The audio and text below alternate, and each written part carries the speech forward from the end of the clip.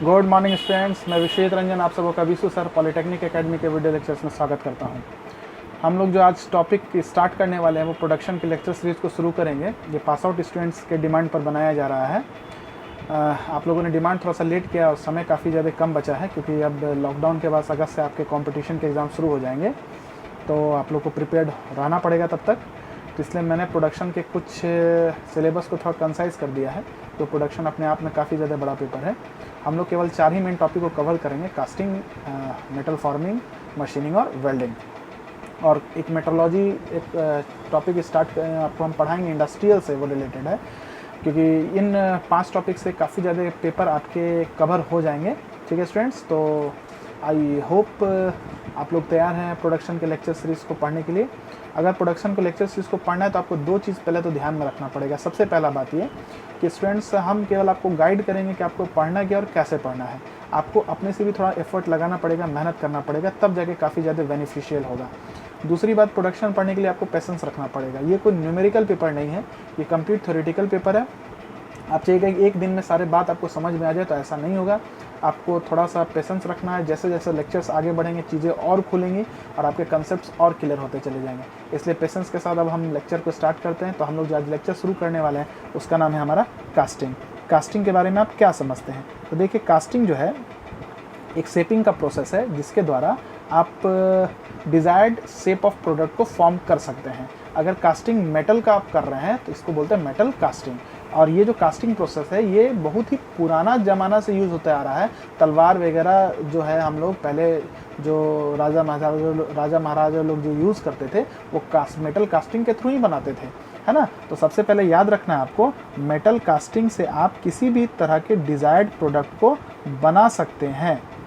ठीक है, और ये बहुत पुराने समय से यूज़ होता आ रहा है। इसलिए आप लिखिएगा सबसे पहले कि metal casting is the oldest shaping method। ठीक है स्टूडेंट्स, अब इसमें करते क्या है, ये मेटल कास्टिंग में आप लोग को किस चीज़ को करना है, पहले उस बात को हम लोग समझेंगे। तो मेटल कास्टिंग में क्या करना है, इसको पढ़ने से पहले आप लोग को हम पहले समझाते हैं कि कास्टिंग कैसे होता है। देखिए स्टूडेंट, इसमें सबसे पहले एक मोल्ड हम लोग यूज़ करते हैं सैंड और क्ले का, है ना। मतलब समझ लीजिए कि बालू का एक ऐसा या मिट्टी का एक ऐसा बेड है, ऐसा समझ लीजिए। इसको बोलते हैं मोल्ड। अब मिट्टी या बालू, क्ले का ही हम लोग यूज़ क्यों कर रहे हैं, इसका कारण है, इसको हम आगे बताएंगे। अब इस मोल्ड में आप एक कैविटी बनाइएगा, बिल्कुल वैसा ही जैसा आपको प्रोडक्ट बनाना है। ठीक है, अब इस कैविटी के अंदर में आप क्या कीजिएगा, मोल्टन मेटल को पोर कर दीजिएगा।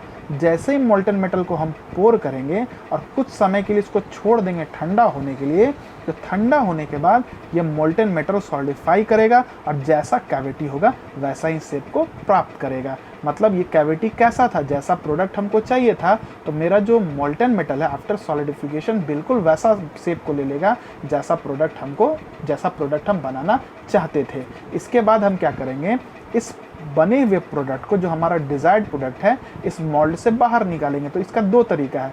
एक तो तरीका है कि मोल्ड को ही हम लोग क्या करें, अलग अलग कर दें, ताकि मेरा प्रोडक्ट जो है मोल्ड कैविटी से बाहर आ जाए। तो उसके लिए आपको मोल्ड को तोड़ने की ज़रूरत नहीं है। और एक तरीका है कि आप मोल्ड को तोड़ दीजिए। मोल्ड को तोड़ के आप प्रोडक्ट को क्या कीजिए, प्रोडक्ट को मोल्ड से बाहर निकालिए। अगर हम मोल्ड को तोड़ करके प्रोडक्ट को मोल्ड से बाहर निकाल रहे हैं तो इस तरह के मोल्ड को बोलते हैं एक्सपेंडेबल मोल्ड। ये एक इम्पॉर्टेंट क्वेश्चन है, ठीक है। और यदि मोल्ड को बिना तोड़े हुए हम प्रोडक्ट को मोल्ड से बाहर निकालते हैं तो ऐसे मोल्ड को बोलते हैं नॉन एक्सपेंडेबल मोल्ड। ये हम सेंट्रीफ्यूगल या डाई कास्टिंग जब पढ़ाएंगे तो बताएंगे कैसे मोल्ड को बिना तोड़े हुए आप प्रोडक्ट को बाहर निकालते हैं। इसलिए आपको थोड़ा सा पेशेंस इस पर्टिकुलर सब्जेक्ट को पढ़ने के लिए रखना पड़ेगा। तो चलिए स्टूडेंट्स, इन सारी बातों को लिख लिया जाए। तो कास्टिंग मतलब क्या होता है भैया, कास्टिंग में आप क्या करते हैं, तो कास्टिंग मीन्स, है ना, pouring the molten metal into a mold with cavity of shape to be formed and allowing it to solidify। ठीक है स्टूडेंट्स, चलिए अब आगे बढ़िए। जब मेरा मोल्टेन मेटल सॉलिडिफाई कर जाएगा, when the molten metal gets solidify, ठीक है, तो हमको डिजायर्ड मेटल ऑब्जेक्ट मिलेगा। Desired metal object is form, desired metal object form हो जाएगा। ठीक है स्टूडेंट्स, अब जब डिजायर्ड मेटल ऑब्जेक्ट फॉर्म हो गया तब इसको मोल्ड से बाहर निकालना है। तो दो तरीका है, एक मोल्ड को तोड़ के, एक बिना तोड़े हुए। फिर तोड़ के निकालते तो ऐसे मोल्ड को बोलते हैं एक्सपेंडेबल मोल्ड, और बिना तोड़े हुए निकालते तो बोलते हैं नॉन एक्सपेंडेबल मोल्ड। ठीक है, the desired metal object is formed. ठीक है, when the metal get solidified desired metal object is formed. ठीक है स्टूडेंट्स, चलिए अब देखिए, the desired metal object is taken out from mold by either breaking the mold or by taking the mould apart. Mould को ही हम लोग हटाएंगे, है ना। कैसे हटाएंगे वो बताएंगे आपको हम, इसमें मोल्ड टूटेगा नहीं। ठीक है, अगर if by breaking the mould, if by breaking the mould product is taken out, then it is called, बोलिए, एक्सपेंडेबल मोल्ड। अब चूंकि एक्सपेंडेबल मोल्ड में आपने देखा कि आपने मोल्ड को तोड़ दिया है, उसके बाद प्रोडक्ट निकाले हैं, तो अब जब मोल्ड एक बार टूट गया, कैविटी जब एक बार डिस्ट्रॉय हो गया, तो आपको नया प्रोडक्ट बनाने के लिए फिर से मोल्ड और कैविटी बनाना पड़ेगा। मतलब एक बार एक्सपेंडेबल मोल्ड में मोल्ड को हम अगेन एंड अगेन यूज नहीं कर सकते हैं। मतलब लिखेंगे, in this type of mold it cannot be used again and again। Clear students, आ रहा है मेरा बात समझ में। चलिए दूसरा, if without breaking the mold product is taken out, then it is called non-expandable mold। तो उसको हम लोग कहते हैं नॉन एक्सपेंडेबल मोल्ड। आ रहा है मेरा बात समझ में। इन दिस टाइप, अब सुनिए, अगर मोल्ड आपका टूटा नहीं है, कैविटी डिस्ट्रॉय नहीं हुआ है, तो आप इस मोल्ड को बार बार यूज कर सकते हैं नए नए प्रोडक्ट को बनाने के लिए। मतलब in this type of mould, in this type of mould it can be used again and again. I think इतना पॉइंट आपको क्लियर हो गया होगा। दूसरा बात, मोल्ड जो आप यूज़ करते हैं वो ऐसे मटेरियल का यूज़ करते हैं जो हाई हीट रेजिस्टेंस होना चाहिए। अगर ये हाई हीट रेजिस्टेंस नहीं होगा तो क्या होगा, गर्मा गर्म जब मोल्टन मेटल इसमें पड़ेगा तो उस हीट के वजह से, उस हीट ऑफ मोल्टन मेटल की वजह से ये मोल्ड क्या होंगे, टूट जाएंगे, फट जाएंगे, इनमें क्रैक्स आ जाएंगे और कैविटी डिस्ट्रॉय हो जाएगा, और तब डिजायर्ड शेप ऑफ प्रोडक्ट आपको नहीं मिल सकता है। मतलब आपको ये चीज़ को याद रखना है कि mould material must be high heat resistance material. Correct है स्टूडेंट्स, है ना। Mould material must be high heat resistance material, है ना। और जो हम लोग यूज़ करने वाले हैं वो जनरली क्या होते हैं, sand and clay are generally used, है ना। इनके साथ कुछ एडिटिव्स भी मिलाते हैं हम लोग, है ना, जैसे फॉर्मल्डिहाइड हो गया, कुछ रेजिन्स मिलाते हैं, क्ले है तो वाटर एज एडिटिव्स लेते हैं। ठीक है स्टूडेंट्स, आपको लगता है कि इतना पॉइंट आपको समझ में आ गया होगा।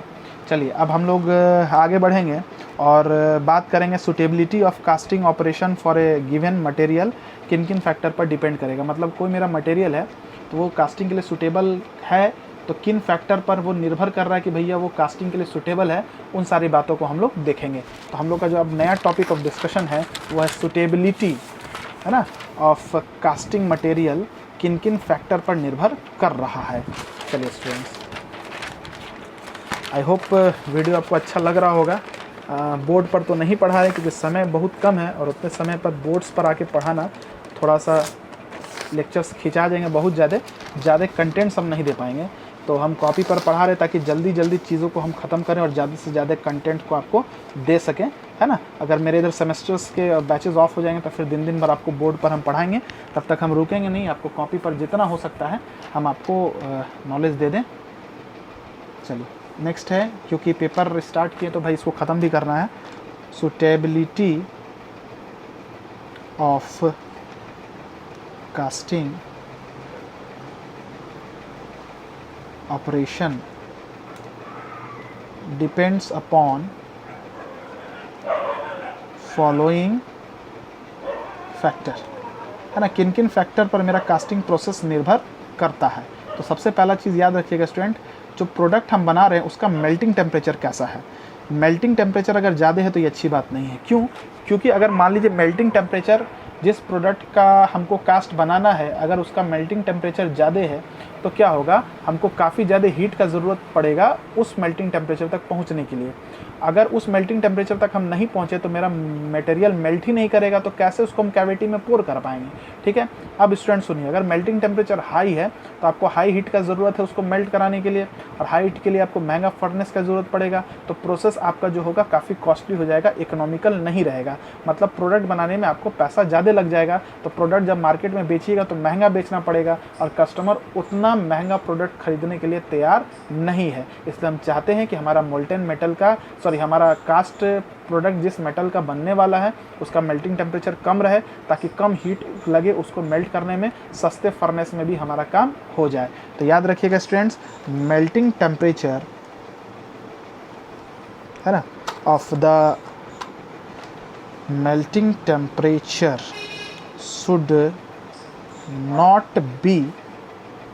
should not be melting temperature should not be so high that it is difficult to achieve, है ना, ताकि उसको प्राप्त करना ही मुश्किल हो जाए।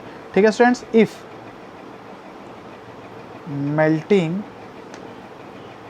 temperature is high, it will require more heat, और मोर हीट के लिए आपको महंगा फर्नेस चाहिए, और प्रोसेस कैसा हो जाएगा, costly.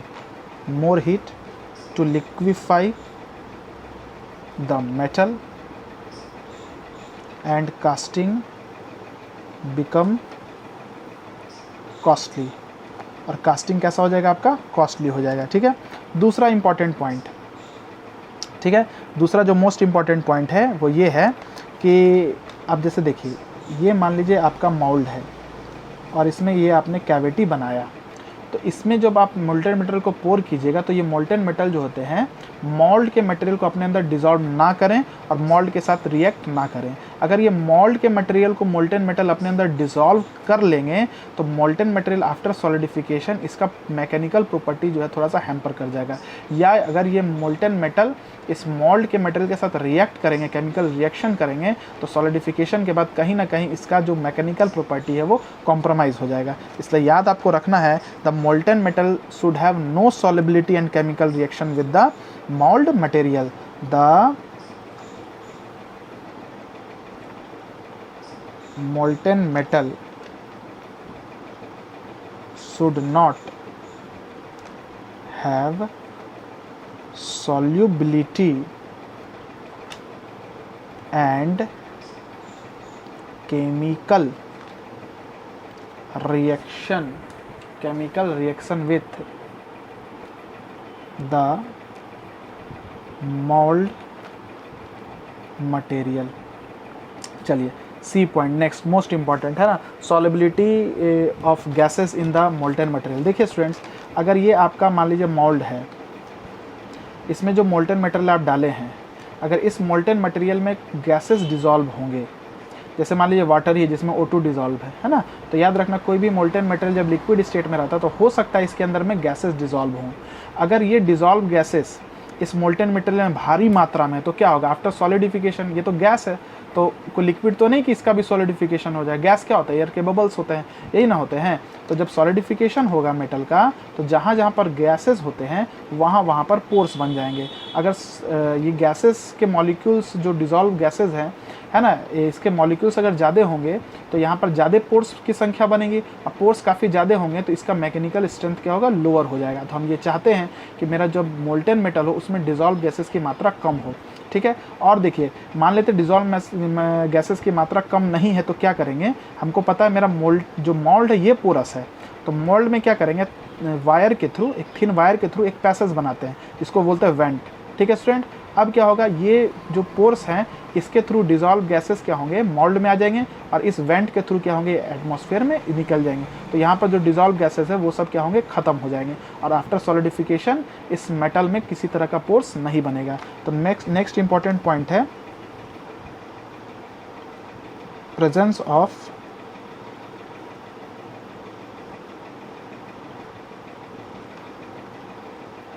soluble gases in molten material। आप लिखिएगा दिख रहा है ना स्टूडेंट्स, द मोल्टेन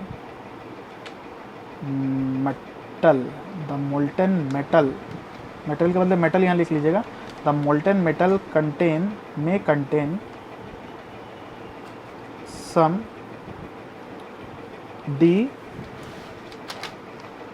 dissolve, आप लोग भी नोट्स बनाते जाइए, गैसेस, बिल्कुल पैनिक नहीं कीजिएगा, 2 से 3 महीना में ख़त्म हो जाएगा अच्छे से।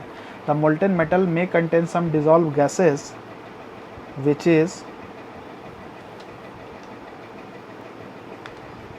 not desirable, जो सही नहीं है, which is not desirable as because after solidification these gases creates pores in the, ये गैसेस क्या क्रिएट करेंगे, ये गैसेस क्रिएट करेंगे पोर्स। किसके अंदर में पोर्स क्रिएट करेंगे बताइए, these gases creates pores in the metal object form and thus lowers the mechanical strength, और मैकेनिकल स्ट्रेंथ भी क्या होंगे उसके, घट जाएंगे, ठीक है। इसलिए हम लोग क्या करते हैं, we create vent in moulding box, है ना, जो हमारा मोल्डिंग बॉक्स होगा जिसमें मोल्ड होंगे हमारे, उस बॉक्स में वेंट क्रिएट करेंगे so that dissolved gases escape out from molten metal during solidification। I think इतने सारे पॉइंट्स आपको क्लियर हो गए होंगे, कोई दिक्कत तो नहीं स्टूडेंट्स इसमें। चलिए अब हम लोग आगे बढ़ते हैं।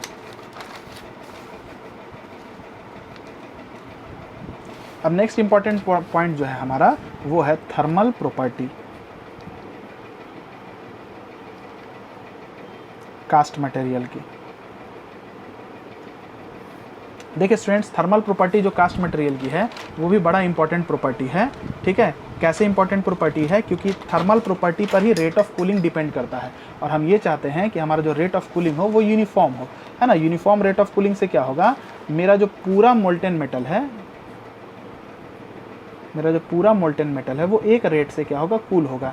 अगर रेट ऑफ कूलिंग यूनिफॉर्म नहीं होगा तो हो सकता है कि कहीं पर मेटल जल्दी ज़्यादा ठंडा हो गया हो, कहीं पर मेटल लेट से ठंडा होगा। तो उससे क्या होगा, जब मेरा मेटल ऑब्जेक्ट बनेगा तो जहाँ जल्दी ठंडा हुआ होगा वहाँ पर मेटल हार्ड हो जाएगा, और जहाँ लेट ठंडा हुआ होगा वहाँ पर मटेरियल थोड़ा सा डक्टाइल रहेगा, है ना, सॉफ्ट रहेगा। इसलिए हम चाहते हैं कि मेरा रेट ऑफ कूलिंग जो है वो यूनिफॉर्म रहे, है ना। और दूसरी बात हम ये चाहते हैं कि मेरा रेट ऑफ कूलिंग थोड़ा सा फास्ट भी रहेगा। रेट ऑफ कूलिंग फास्ट है तो क्या होगा, सॉलिडिफिकेशन टाइम कम हो जाएगा, जो कि एक अच्छा बात है। और रेट ऑफ कूलिंग जो है वो सीरियसली डिपेंड करता है सी और के पर। सी यहाँ पर क्या, स्पेसिफिक हीट, और के क्या है, थर्मल कंडक्टिविटी। तो इस बात को भी लिख लीजिएगा, the rate of cooling must be uniform. अगर नहीं होगा तो क्या होगा, कहीं हार्ड हो जाएगा, कहीं सॉफ्ट होगा, मैकेनिकल प्रॉपर्टी अच्छा नहीं होगा। If rate of cooling is not uniform, then the mechanical property gets compromised। कहीं ना कहीं कुछ ना कुछ मैकेनिकल प्रॉपर्टी में दिक्कत होगा। The rate of cooling must be high so that solidification time is less। और रेट ऑफ कूलिंग डिपेंड करता है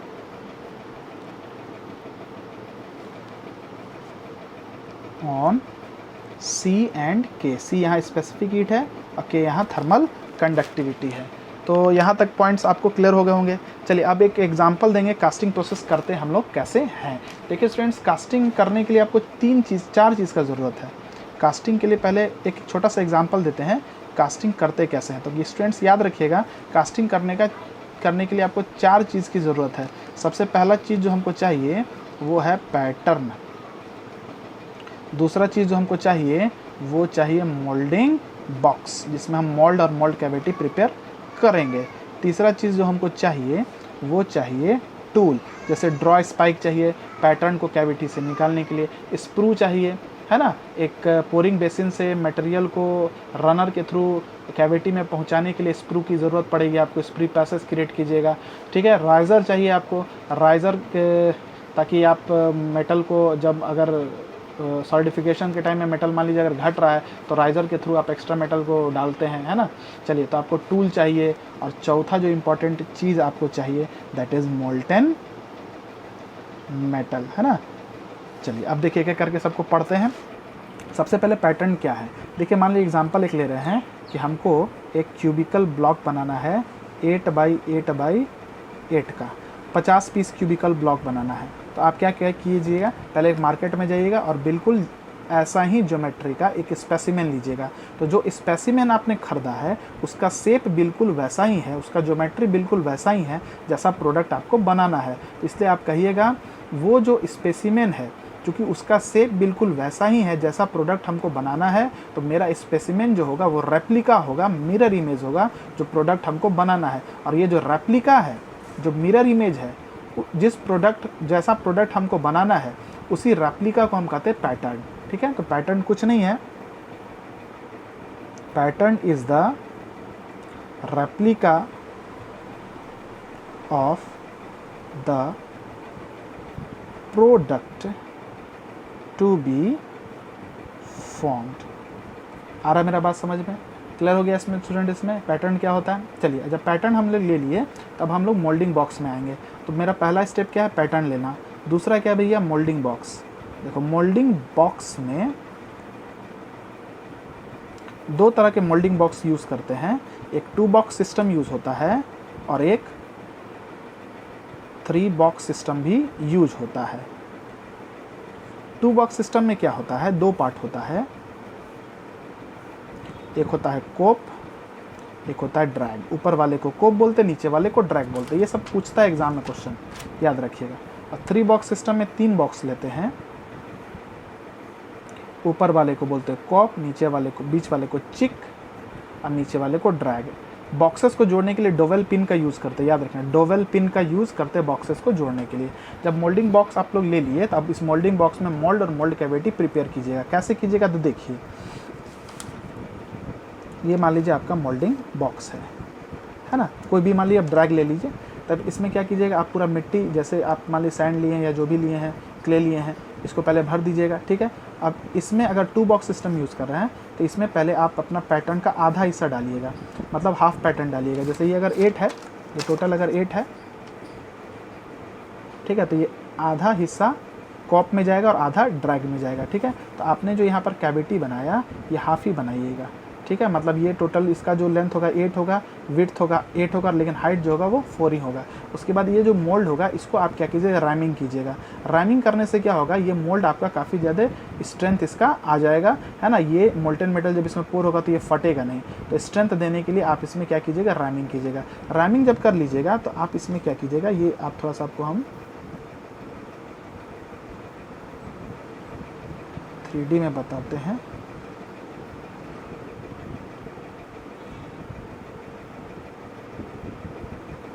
चलिए, दिख रहा होगा आपको ऐसा, ठीक है। आप यहाँ पर क्या कीजिएगा कि स्पेस ऐसा क्रिएट कीजिएगा, एक ऐसा खांचा बनाइएगा। ये जो खांचा है, ये जो खांचा है ना, ये जो रास्ता बनाइएगा, थोड़ा सा ग्रूव बनाइएगा, ये रनर के लिए पैसेज बनेगा। जब आपने को ड्रैग तैयार किया तो कोप भी बिल्कुल ऐसे ही तैयार कीजिएगा और इसके ऊपर आप कोप और ड्रैग को अच्छा, जब कैविटी बन जाएगी, जब पैटर्न आप इसमें रख लीजिएगा, राइमिंग करने के बाद एक ड्रॉ स्पाइक होता है, याद रखिएगा। उससे क्या कीजिएगा, इस पैटर्न को बाहर निकालिएगा तो यहाँ पर एक कैविटी बन जाएगा, ठीक है स्टूडेंट। जब कैविटी बन जाएगा ड्रैग में तो इसी तरह कोप में भी बना लीजिएगा, और कोप को और ड्रैग को, है ना, ये आपका कोप हो गया और ये पोर्शन आपका ड्रैग हो गया। जब दोनों बन जाएगा, यहाँ पर तो आपने एक पतला सा रास्ता बनाया था, ठीक है। तो इसको फिर अब यहाँ पर क्या कीजिएगा, ऐसे एक स्क्रू के द्वारा पैसेज बनाइएगा, ठीक है। इस भाग, ये जो भाग होगा स्क्रू का, इसको बोलते हैं पोरिंग बेसन, ठीक है। अब स्क्रू के द्वारा जब आपने पैसेज बनाया और ये रनर से कनेक्ट करेगा, इसको बोलते हैं गेटिंग सिस्टम, याद रखिएगा। ये हमारा गेटिंग सिस्टम आगे हम लोग पढ़ेंगे, ठीक है। ये हमारा रनर है, ये पोरिंग बेसिंग है और ये स्क्रू कहलाता है। यहाँ पर भी एक पैसेज बनाएगा जिसको बोलते हैं राइजर। इसके बाद हम क्या करते हैं, मोल्टन मेटल को यहाँ पर पोर करते हैं और ये मोल्टन मेटल स्क्रू के पैसेज के थ्रू, रनर के पैसेज के थ्रू इस कैविटी में जाता है। छोड़ दीजिएगा। सॉलिडिफिकेशन जब हो जाएगा तो हम क्या करेंगे, डोवेल पिन को खोलेंगे, कोप और ड्रैग को हटा देंगे और आपका जो प्रोडक्ट निकलेगा उसको बाहर निकालेंगे। वो प्रोडक्ट कुछ हमारा ऐसा निकलेगा, ठीक है। इसका भी यहाँ से तोड़ लीजिएगा, फिनिशिंग कीजिएगा तो आपका फाइनल प्रोडक्ट ऐसा बन के तैयार हो जाएगा। आ रहा मेरा बात समझ में। तो ये कास्टिंग प्रोसेस का आपको हम बेसिक एक एग्जांपल दे दिए। अब देखिए, अब इसमें जो है स्टूडेंट, हम लोग कंसिडरेशन पढ़ेंगे कि कास्टिंग प्रोसेस में क्या क्या इंपॉर्टेंट चीज़ों को कंसिडर हम लोग करने वाले हैं। तो 3 चीज़ हम लोग इंपॉर्टेंट कंसिडर करते हैं। सबसे पहला चीज़ जो कंसिडर होता है वो fluidity of the material, material का फ्लूइडिटी कैसा है। उसके बाद है सॉलिडिफिकेशन एंड कूलिंग, है ना। सॉलिडिफिकेशन जो हो रहा है वो कैसे हो रहा है, मतलब कूलिंग जो हो रहा है वो कैसे हो रहा है। कूलिंग होगा तभी तो सॉलिडिफिकेशन होगा। कूलिंग जो हो रहा है वो कैसे हो रहा है, डायरेक्शनल हो रहा है कि नॉन डायरेक्शनल हो रहा है, फास्ट हो रहा है कि स्लो हो रहा है। और तीसरा है मेरा influence of the mould material. तो 3 चीज़ याद रखिएगा, important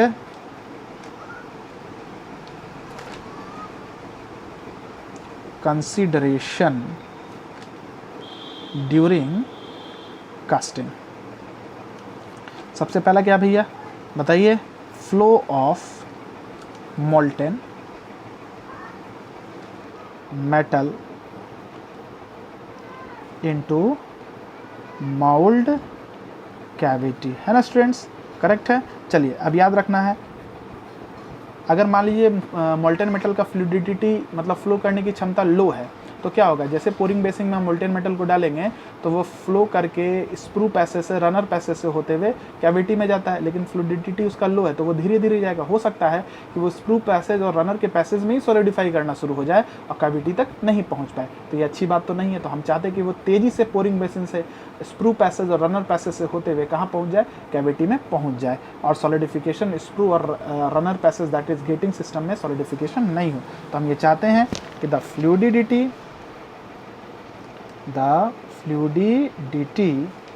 of molten metal is high, है ना। if the molten metal fluidity is low, then it is difficult to pour या difficult to, हाँ ठीक है, difficult, it is difficult to pour the molten metal from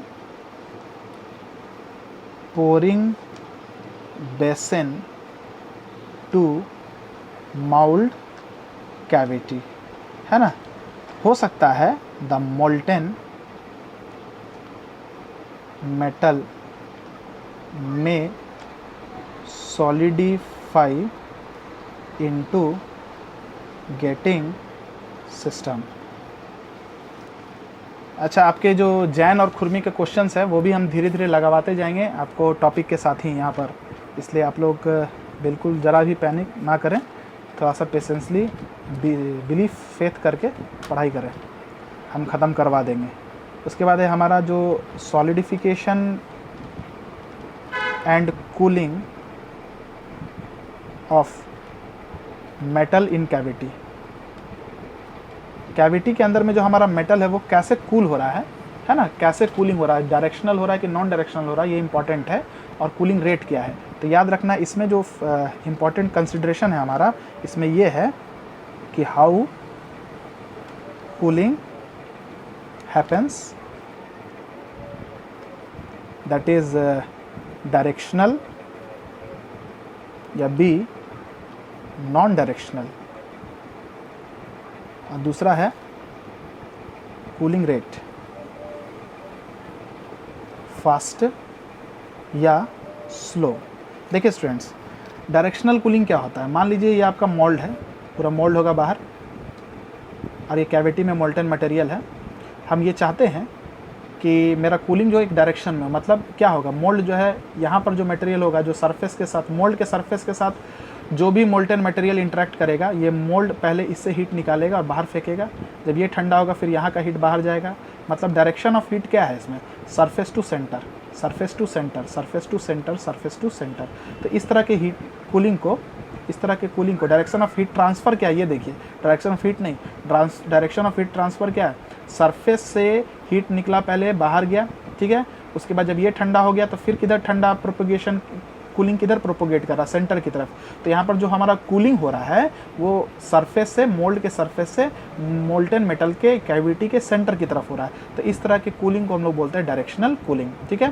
तो अगर directional cooling है तो इससे जो प्रोडक्ट बनेगा उसका मैकेनिकल प्रॉपर्टी अच्छा माना जाएगा। और मान लीजिए हो सकता है कि यहाँ पर पहले कूल कर गया, यहाँ पर बाद में कूल कर रहा है, यहाँ पर पहले कूल कर रहा है और यहाँ पर बाद में कूल कर रहा है, तो इसको बोलते हैं नॉन डायरेक्शनल कूलिंग। और ये नॉन डायरेक्शनल कूलिंग जो होता है यूनिफॉर्मिटी क्रिएट नहीं करता, नॉन यूनिफॉर्मिटी क्रिएट करता है प्रोडक्ट के अंदर में, इससे मेरा मैकेनिकल प्रॉपर्टी अच्छा नहीं रहेगा, ठीक है। अच्छा, कूलिंग रेट अगर फास्ट है तो सॉलिडिफिकेशन टाइम कम लगता है, कूलिंग रेट अगर स्लो है तो सॉलिडिफिकेशन टाइम बढ़ जाता है। तो हम लोग को ये दोनों फैक्टर भी कंसिडर करना पड़ता है कास्टिंग जब भी करेंगे, और इसको हम लोग फिर आगे भी पढ़ते चले जाएंगे। आज एक इंट्रोडक्शन लेक्चर बस दे रहे हैं, आगे फिर पढ़ाएंगे पैटर्न कैसा होता है, कितने तरीके का होता है, क्या क्या अलाउंसेस होते हैं, सब सारे चीज़ के बारे में और डिटेल डिस्क्रिप्शन करेंगे। अभी आज केवल कास्टिंग का इंट्रोडक्टरी लेक्चर है, ठीक है। तीसरा है